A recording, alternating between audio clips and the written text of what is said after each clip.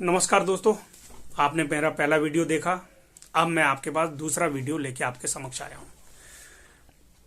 समस्या ये होती है, घर में मैंने पहले बताया था कि एक बेटी जो अपने घर से चलती है और सोचती है कि ससुराल में जाके मैं राज करूंगी,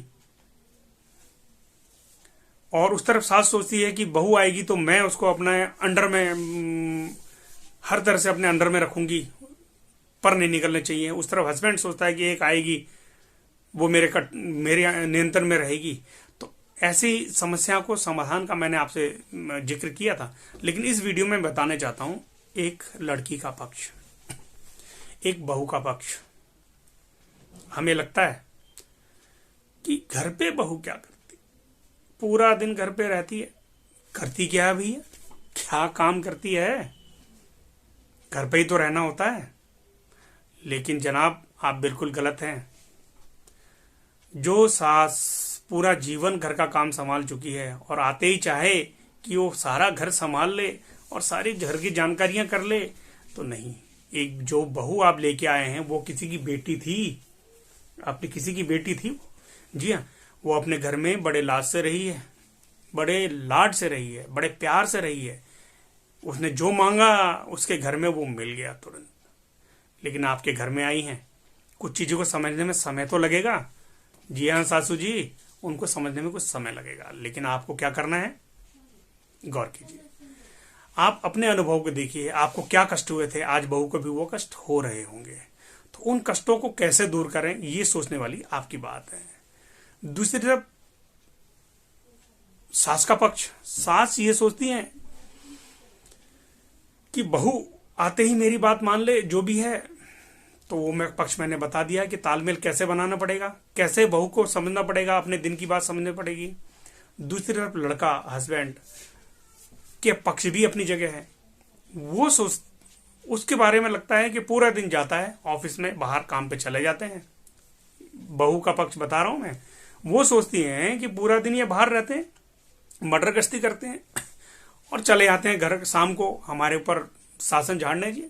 लेकिन ऐसा नहीं होता। पूरे दिन हस्बैंड, वो लड़का घर से बाहर रहता है, सभी घर से बाहर रहते हैं, काम करना पड़ता है ऑफिस में। हर तरह के लोग मिलते हैं, हर तरह के लोगों से कुछ अच्छे कुछ बुरे, कहीं प्यार से बात बनती है, कहीं झगड़े होते हैं, किसी के साथ बैठना पड़ता है, किसी के चाय पीनी पड़ती है, और हर तरह की बातें उनकी सुननी पड़ती है। और जब सारा ऑफिस का झंझट लेके घर पे पहुंचता है, पहला कदम रखता है घर पे, तो सबसे पहला प्रश्न होता है, आपका फोन कहाँ था, क्या कर रहे थे आप, फोन क्यों नहीं उठाया। तो बहन जी, श्रीमती जी, ध्यान रखिए, वो बाहर काम करने गए हैं, काम करने के पैसे मिलते हैं, और पैसे ऐसे नहीं मिलते हैं। कोई भी पैसा रोड में नहीं बांटता है, रोड में फेंक के नहीं जाता है, उसके लिए मेहनत करनी पड़ती है। बहुत बार मीटिंग में बैठे हैं तो नहीं उठा पाते। तो इसलिए ध्यान रखिए कि कभी भी छोटी छोटी बातों को बड़ा मत होने दीजिए। समझिए कि वो ऑफिस से बाहर काम करने गए हैं, जिसके पैसे मिलते हैं। अगर आपका खुद का काम है तो भी आपको करना पड़ेगा। जब आप करेंगे तभी आपके लिए दूसरे करेंगे। जैसे आप बेटी बहू घर को संभालती है, वैसे ही लड़का बाहर को मैनेज करता है, वहां से कमा के लाता है, तो घर को मैनेज हो पाता है। अब एक तरफ बहू जो घर के अंदर कई किलोमीटर घूम लेती है सुबह शाम तक। जी हाँ, इस कमरे से उस कमरे में जाने में भी कई किलोमीटर लगते हैं। नाप लीजिएगा, कभी मेरा भरोसा ना हो तो। अनुभव से बोल रहा हूँ। ये जो बाल देख रहे हैं आप, ऐसे नहीं उड़े हैं, हवा से नहीं उड़े हैं जनाब, ये अनुभव। इसके लिए मैं विग पहन के नहीं बैठा हूं जी, अनुभव से।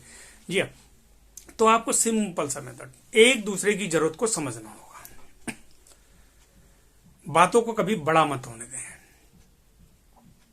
बातों को कभी लंबा मत होने दें। एक दूसरे को समझने की कोशिश करें, अपनी बात को रखने का। जी हाँ, सभी को कह रहा हूं, सास को भी कह रहा हूं, बहू को भी कह रहा हूं, और बेटे को या पति को भी कह रहा हूं कि हर बात को एक दूसरे के पास समझना पड़ेगा। समझ, कौन सी बात कब कहनी है। दोस्तों, जब लोहा गर्म होती है तभी क्यों चोट मारी जाती है, आप बताइए। जी हाँ, जब लोहा गर्म होता है तो उस समय वो नरम होता है, तब उसमें चोट मारी जाती है, जिससे कि हम अपने आकार में उसको ढाल सकें। ऐसे ही कभी भी बहू घर की श्रीमती के आते ही, यानी उसमें हस्बैंड के आते ही अपने पूरे दिन की दिनचर्या के लिए उनको सुनाना शुरू ना करें, उनको बताना ना पड़े। उनको पहले आए घर में, पानी दे, चाय दें, या चाय की जगह कुछ और पूछें, उसके बाद उनको खाने पीने की अपने व्यवस्था में लग जाएं। वहीं हस्बैंड को मैं कहना चाहता हूं कि वो जब घर पे आए तो अपने पूरे जो गुस्सा, जो पहला कदम जब घर पे रखें तो अपने गुस्से को बाहर थूक दें। जी हाँ, जूते उतारते ही अपना गुस्सा उतार दें, ऑफिस का झंझट वहीं खत्म कर दें, अगर अपने घर को, परिवार को लंबा चलाना है तो। वहीं जो सास हैं, जो माँ हैं, वो समझें कि उन्होंने भी अपना परिवार अपने हस्बैंड के साथ कैसे बिताया, कैसे रहे, कैसे आगे बढ़े, तो उन्होंने कैसे क्या, अपने सब कैसे कैसे समझौते किए, तो उनके अनुभव के निचोड़ के बेटे बहू को एक करने में, क्योंकि जी बाहर आएगी, फूल खिलेंगे, फिर मुरझा जाएंगे, फिर नए फूल खिलेंगे, ये तो जीवन चक्र है, जो आया है वो जाएगा। तो इसलिए सास भी अपना ध्यान रखें कि उनके बच्चों का कैसे मन लगा रहे, उनकी इन्वॉल्वमेंट कितनी होनी चाहिए, कैसे होनी चाहिए, उनकी वजह से भी परिवार डिस्टर्ब ना हो। उधर बेटे बहू को भी ध्यान रखना चाहिए। जैसा कर्म करोगे, अपने माता पिता का ध्यान रखोगे तो आप भी जीवन में आगे बढ़ोगे। लेकिन जब तक